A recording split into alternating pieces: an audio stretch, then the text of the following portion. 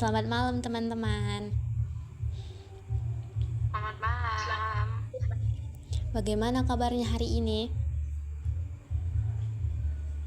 Baik. Sehat, luar biasa. Oke, baik, terima kasih. Nah, sebelumnya saya ingin mengucapkan banyak terima kasih kepada teman-teman yang sudah menyempatkan waktunya untuk mengikuti BKP kita pada malam hari ini. Nah, sebelum mulai saya ingin berdoa nih. Mungkin saya sendiri yang memimpin doanya. Marilah kita berdoa menurut agama dan kepercayaan masing-masing dimulai.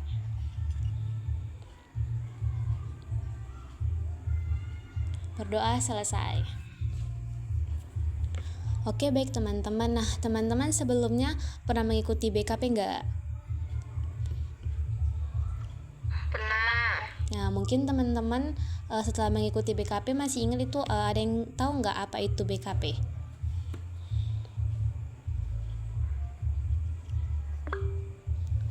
Ya, kepada Kak Sarah, dipersilakan.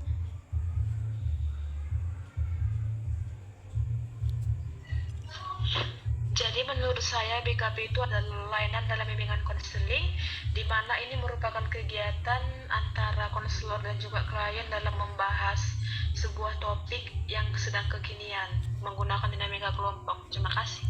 Oke, terima kasih. Nah, ada lagi nggak tadi Kak Yuni? Dipersilakan Kak. Menurut saya BKP itu adalah sebuah layanan dalam bimbingan konseling, di mana dalam BKP ini kita akan membahas suatu topik atau permasalahan dan yang nantinya akan diberikan solusi untuk diterapkan pada kita masing-masing. Oke, terima kasih Kak Yuni. Teman-teman yang lainnya ada yang ingin menambahkan atau sudah cukup? Oke, baik, terima kasih. Ya, benar ya teman-teman yang dibilang Kak Sarah sama Kak Yuni nih kalau BK. Jadi dapat saya simpulkan bahwa pengertian dari BKP itu adalah salah satu bentuk layanan yang memanfaatkan bentuk layanan yang membahas masalah umum yang memanfaatkan dinamika kelompok. Nah, setelah membahas pengertiannya, BKP ini juga punya tujuan nih. Menurut teman-teman nih, apa tujuan dari BKP itu sendiri? Ada yang ingin mengungkapkan pendapatnya?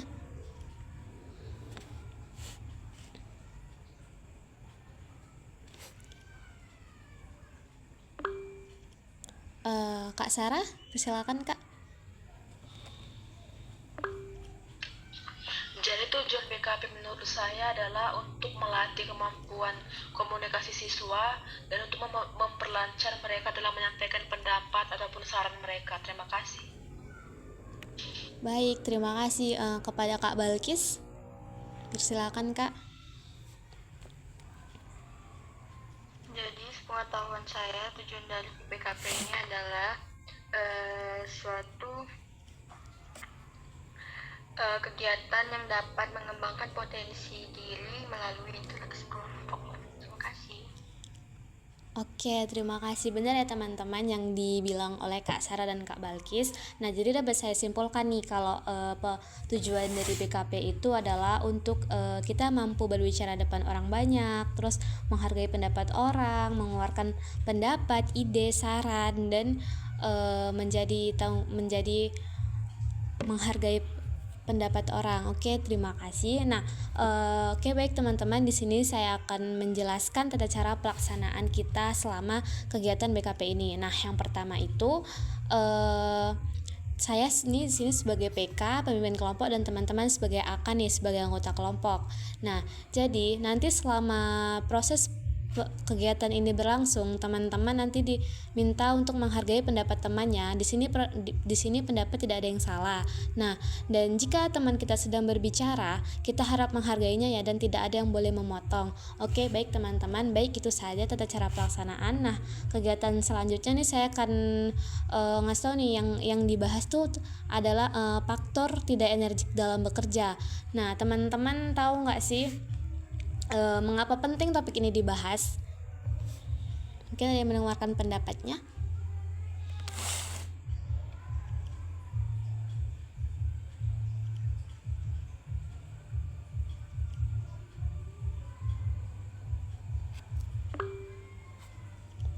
Iya, Kak Sarah, dipersilakan.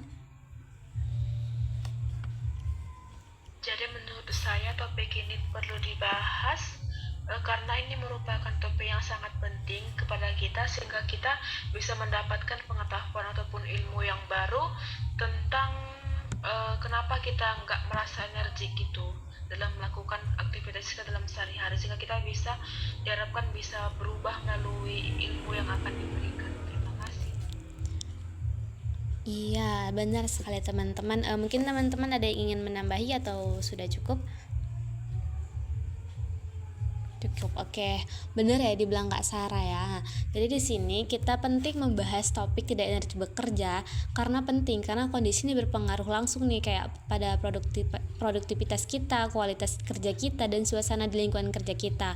Nah, baik teman-teman. Nah, pasti di sini saya akan bertanya nih, apa sih faktor kita tidak energik dalam bekerja? Teman-teman ada yang ingin mengeluarkan pendapatnya? Ya, Kak, dipersilakan. Kak Balkis.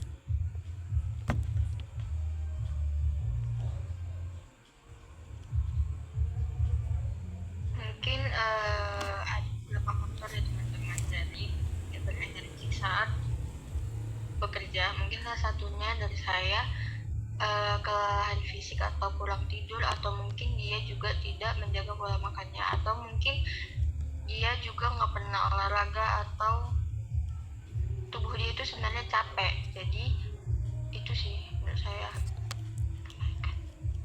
Ya, benar sekali. Nah, teman-teman yang lain ada yang ingin mengeluarkan pendapatnya? Ya, Kak Trinika, dipersilakan. Tadi Kak Trinika dulu, setelah itu Kak Yuni ya. Baik, kalau dari saya mungkin kurangnya apresiasi dan dukungan. Seperti yang kita ketahui, kalau misalnya pekerjaan kita kurang apresiasi atau misalnya kita kurang mendapat dukungan dari orang sekitar, kita pasti perlahan-lahan akan kehilangan semangat untuk bekerja, jadi kurang energi gitu. Sekian Kak. Oke, terima kasih Kak Trinika, benar sekali ya. Selanjutnya Kak Yuni. Mungkin Kak faktornya itu karena dia itu udah bosan, atau dia itu jenuh dalam melakukan pekerjaannya, karena mungkin pekerjaannya itu aja dan tidak ada hiburannya, sehingga dia jenuh untuk ikut kembali.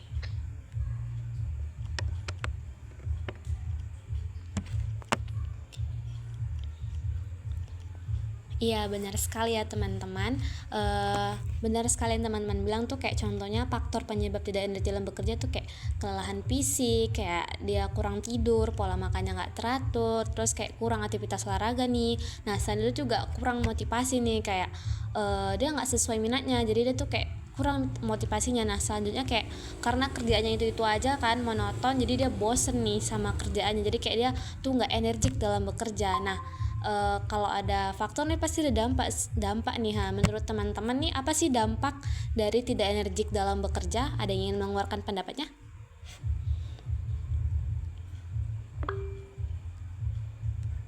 Oke, kepada Kak Sarah dipersilakan Kak.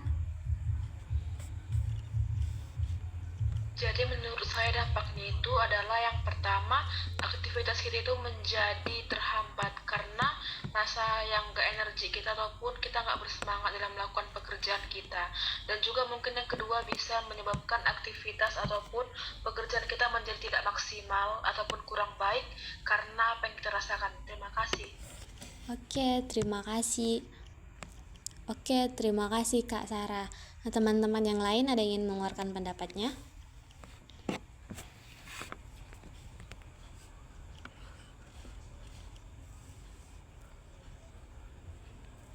Mungkin dari Kak Balkis.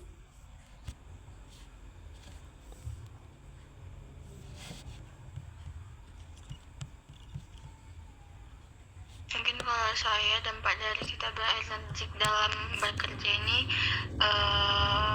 salah satunya itu bikin suasana kita atau suasana orang lain itu juga terganggu, karena kita itu bisa menjadi beban dari rekan kerja kita sendiri.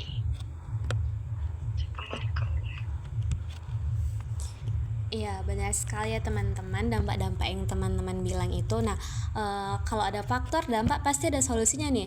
Mungkin teman-teman ada yang ingin memberikan nih solusinya kenapa kita tidak energik dalam bekerja?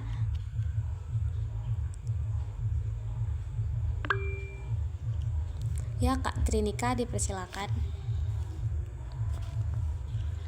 Kalau saya tadi mengatakan faktornya itu kurang apresiasi, dan untuk solusinya itu mungkin lebih memberi apresiasi terhadap diri sendiri, supaya kita juga lebih semangat untuk mengerjakan yang akan kita kerjakan. Sekian. Oke, baik sekali ya teman-teman. Nah, teman-teman yang lain ada yang ingin mengeluarkan pendapatnya? Ya, Kak Sarah dipersilakan.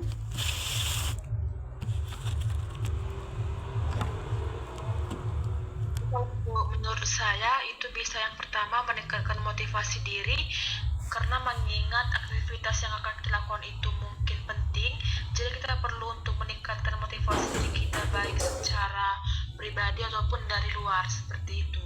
Terima kasih.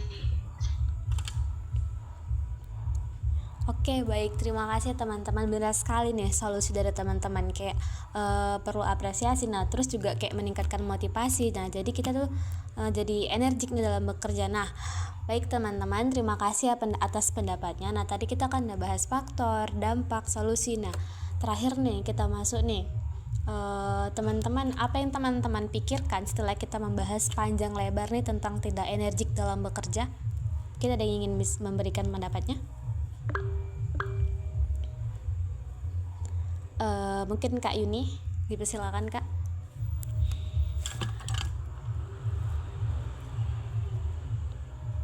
Teman ini saya jadi berpikir bahwa kerjaan yang maksimal itu memerlukan suatu aktivitas atau pola tidur dan pola istirahat yang cukup. Begitu juga dengan dukungan seperti yang dikatakan oleh Kak Trinika tadi, biar kita itu nggak jenuh gitu. Oke, terima kasih Kak Yuni. Nah, tadi kan udah berpikir. Nah, setelah berpikir itu teman-teman nih merasa apa sih? Oke, terima kasih Kak Yuni. Nah, tadi kan sudah berpikir nih. Nah, setelah berpikir, teman-teman merasa apa sih setelah mengikuti BKP tidak energik dalam bekerja pada malam ini? Mungkin teman-teman ada yang ingin mengeluarkan pendapatnya? Ya, Kak Balkis dipersilakan.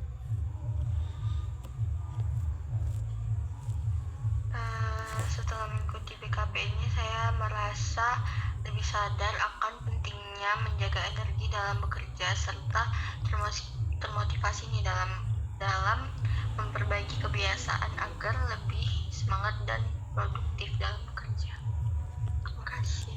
Oke, terima kasih Kak Balkis, bagus sekali pendapatnya ya. Nah, setelah berpikir, merasa, nah selanjutnya ada tanggung jawab. Tanggung jawab apa sih yang teman-teman akan lakukan setelah mengikuti BKP tidak energik pada malam ini?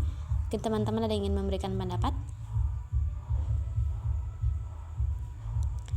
Tanggung jawab mungkin dari Kak Sarah, boleh.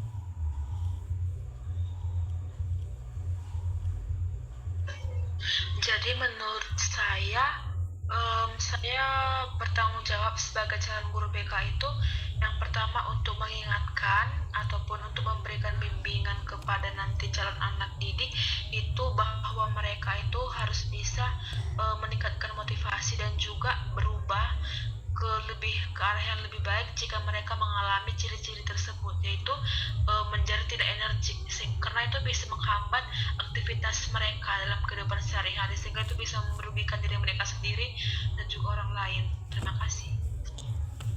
Oke, terima kasih Kak Sarah. Bagus banget ya pendapat dari teman kita ini. Nah, selanjutnya nih kita kan udah BMB 3. Nah, selanjutnya kesan dan pesan apa sih yang teman-teman rasakan setelah mengikuti BKP kita pada malam ini?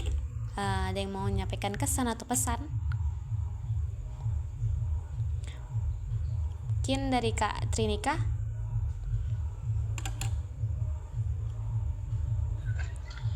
Kalau kesan saya, BKP ini membuat saya lebih memahami cara menjaga energi dalam bekerja, karena tadi kita sudah membahas faktornya, dampaknya juga, apalagi kan sangat-sangat berdampak terhadap diri sendiri.